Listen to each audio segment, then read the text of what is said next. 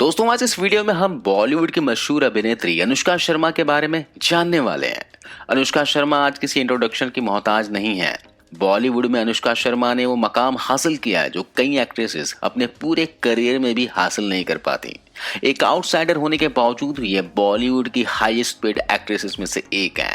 शायद आप ये सोच रहे होंगे कि एक साधारण शक्ल सूरत और एवरेज एक्टिंग के बावजूद अनुष्का को आखिर इतनी सफलता मिली तो मिली कैसे। वाकई में इनके पास टैलेंट है या कुछ और बात है। तो दोस्तों इस बात को जानने के लिए वीडियो को एंड तक जरूर देखिए, क्योंकि आज हम अनुष्का शर्मा की वो सच्चाई बताने वाले हैं जिसको जानकर आप हैरान हो जाएंगे और बोलेंगे कि ऐसा भी होता है क्या। चलिए बिना देर के वीडियो शुरू करते हैं। अनुष्का शर्मा का जन्म 1 मई 1988 को अयोध्या उत्तर प्रदेश में हुआ था। अनुष्का के पिता अजय कुमार शर्मा आर्मी में कर्नल थे और मां आशिमा हाउसवाइफ थी।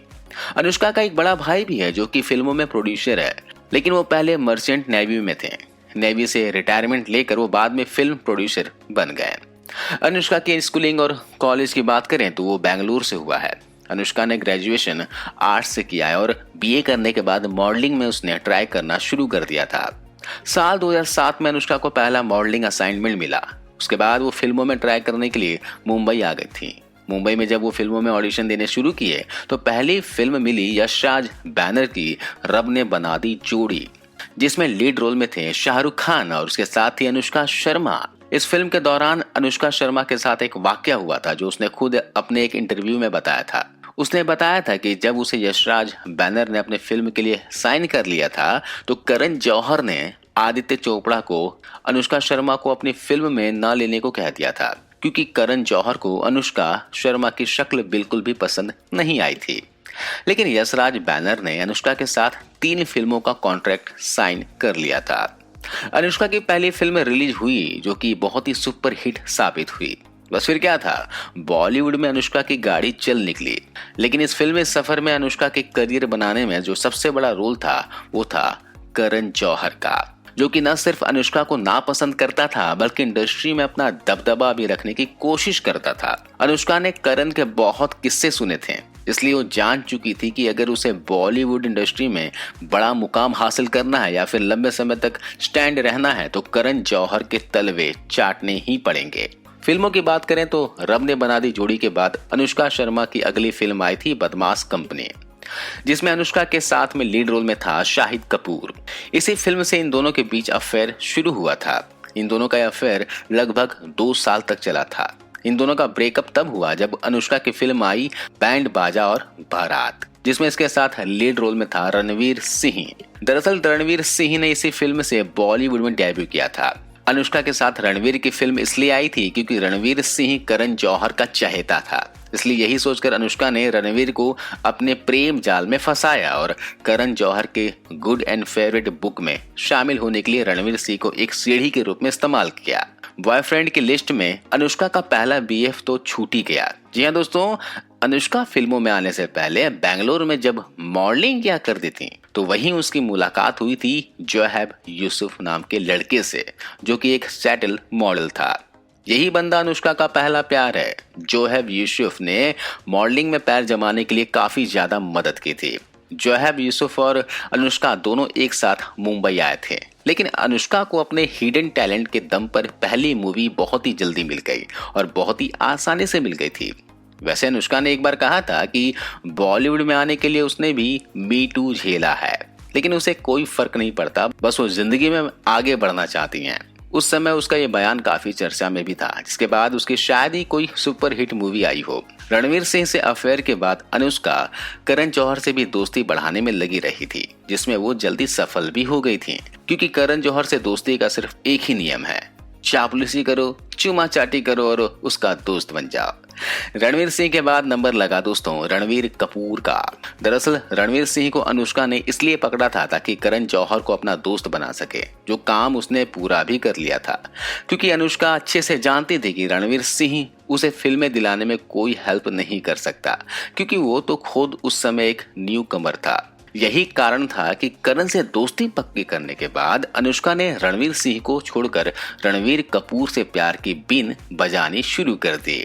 रणवीर कपूर और अनुष्का का अफेयर भी ज्यादा सुर्खियों में रहा था उस समय पर, लेकिन इन दोनों के बीच आ गया सुरेश रैना।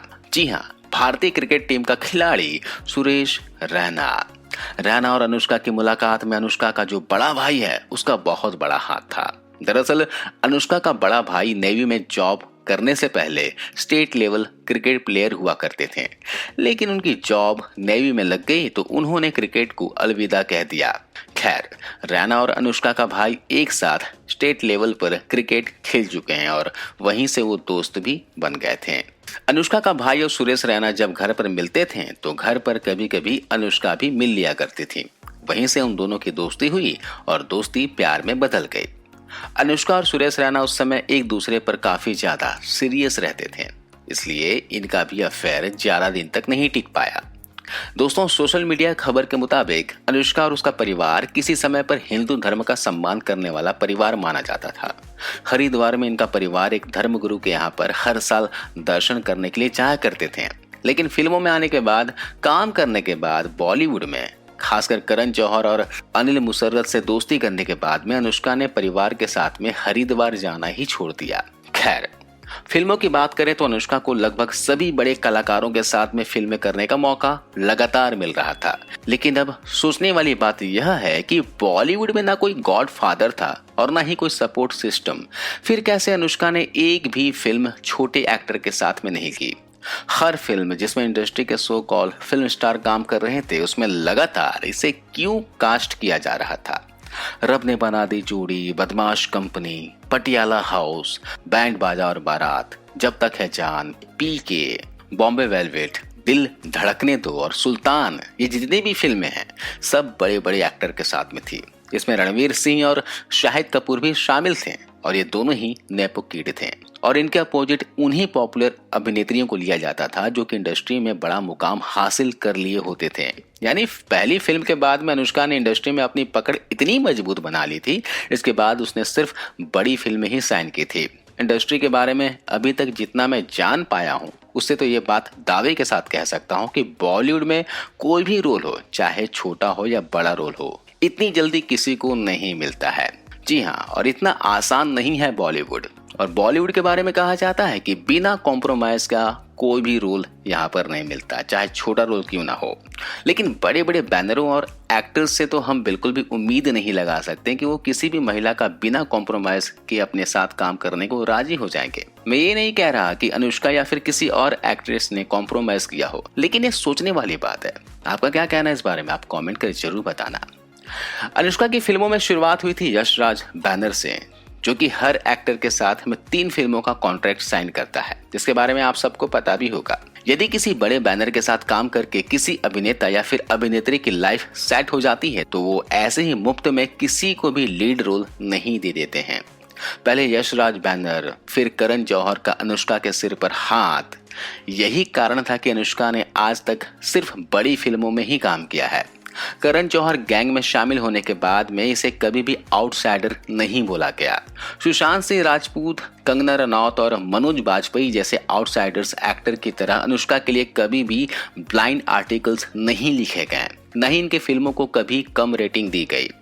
कभी भी इनके साथ सौतेला व्यवहार नहीं किया गया, जैसे कंगना और सुशांत के साथ होता रहा है, और इसका कारण है करण जौहर।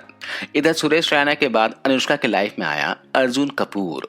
अर्जुन कपूर से अफेयर भी करण जौहर की ही मेहरबानी का नतीजा था।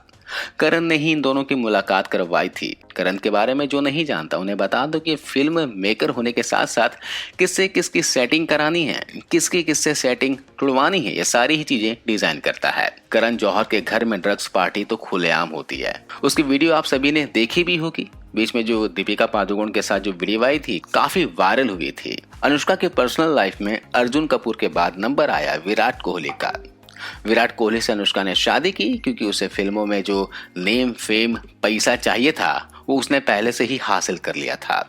यश राज बैनर, धर्मा प्रोडक्शन, सलमान खान, शाहरुख खान, आमिर खान, रणवीर कपूर, रणवीर सिंह, आज भी इन लोगों की पसंदीदा एक्ट्रेसेस में से एक है अनुष्का शर्मा।